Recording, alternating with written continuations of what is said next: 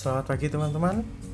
Nah, saya di sini akan menjelaskan tentang pasal 41 tentang pengungkapan informasi peserta pendidikan atau pelatihan. Nah, seorang psikolog atau ilmuwan psikologi hendaknya memperhatikan hal-hal berikut ini di dalam memberikan informasi mengenai peserta yang mengikuti pelatihan dan pendidikan.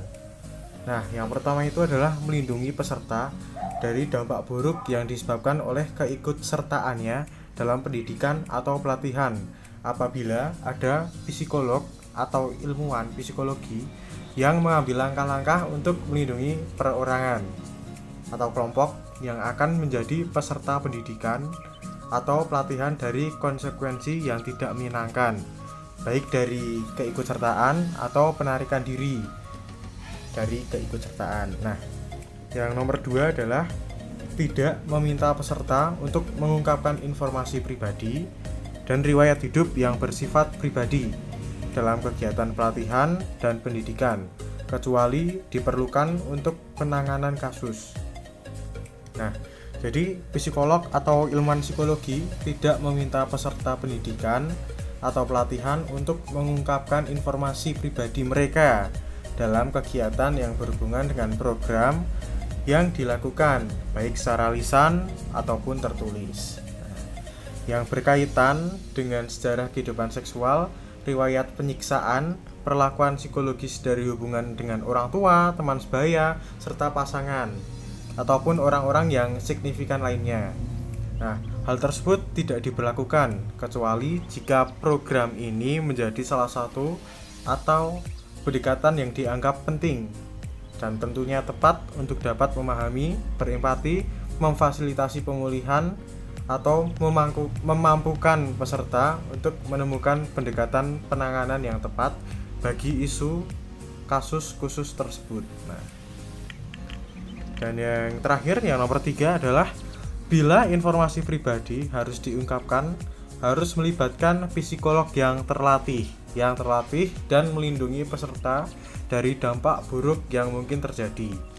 Nah, bila mana pengungkapan psikologi pribadi yang peka harus dilakukan, hal tersebut harus dilakukan oleh psikolog atau ilmuwan psikologi yang terlatih untuk memastikan kebermanfaatan maksimal, mencegah dampak negatif dari hal yang kurang mengenakan, lalu untuk tetap memastikan tidak diungkapnya informasi pribadi tersebut dalam konteks lain di luar kegiatan ini, kegiatan seperti konseling dan lain-lain oleh semua pihak yang terlibat. Nah, begitu.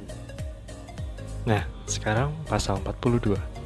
Kewajiban peserta pendidikan dan atau pelatihan untuk mengikuti program pendidikan yang disyaratkan. Bila suatu pendidikan dan atau pelatihan atau suatu kegiatan merupakan persyaratan dalam suatu program pendidikan dan atau pelatihan, maka penyelenggara harus bertanggung jawab bahwa program tersebut tersedia. Pendidikan dan atau pelatihan yang diisyaratkan tersebut diberikan oleh ahli dalam bidangnya yang dapat tidak berhubungan dengan program pendidikan dan atau pelatihan tersebut. Kita lanjut ke pasal 43, penilaian kinerja peserta pendidikan dan atau pelatihan atau orang yang disupervisi.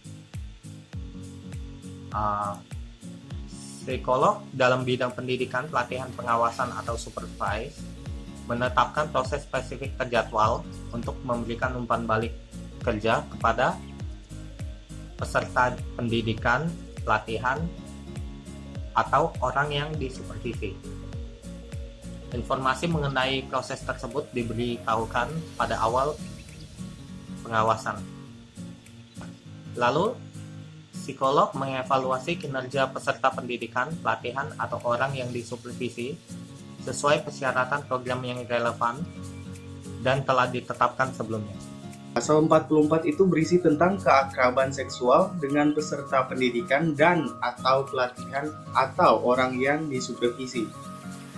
Pada ayat yang pertama tertulis bahwa psikologi tidak terlibat keakraban seksual dengan peserta pendidikan, pelatihan, dan atau yang disupervisi orang yang berada di agensi atau biro konsultasi psikologi.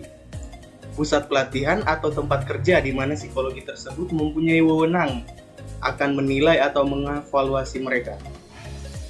Ayat yang kedua berisi, bila hal di atas tidak terhindari karena berbagai alasan, misalnya ada hubungan khusus yang terbawa sebelumnya, tanggung jawab tersebut harus dialihkan kepada psikolog lain yang memiliki hubungan netral dengan peserta demi memastikan objektivitas dan meminimalkan kemungkinan negatif yang terjadi pada semua pihak yang terlibat. Kita bisa mengambil contoh untuk ayat yang pertama. Dalam suatu agensi psikologi, tidak boleh ada hubungan seksual seperti suami istri. Misalnya nanti ketika sang suami menjadi psikolog dan sang istri yang menjadi pelatihan pendidikan, maka kemungkinan objektivitasnya akan menjadi lebih sedikit karena suami mempunyai perasaan atau mempunyai hubungan emosional dengan sang istri yang akan mengakibatkan kesalahan persepsi ataupun kesalahan emosional ketika memberikan pendidikan atau mengevaluasi sang istri. Nah, contoh yang kedua bisa kita lihat untuk ayat yang kedua, bila hal di atas tadi tidak terhindari, berarti jika sang istri memang sudah dari awal di sana mengikuti pelatihan dan suami tiba-tiba masuk menjadi pendidik, maka kita bisa mengatakan wewenang untuk melatih atau mendidik akan dilemparkan atau dihibahkan kepada orang lain yang mempunyai tanggung jawab netral atau mempunyai hubungan netral. Setidaknya mereka tidak mengenal satu sama lain agar tidak terjadi kemungkinan-kemungkinan negatif dan memastikan objektivitasnya tetap terjaga.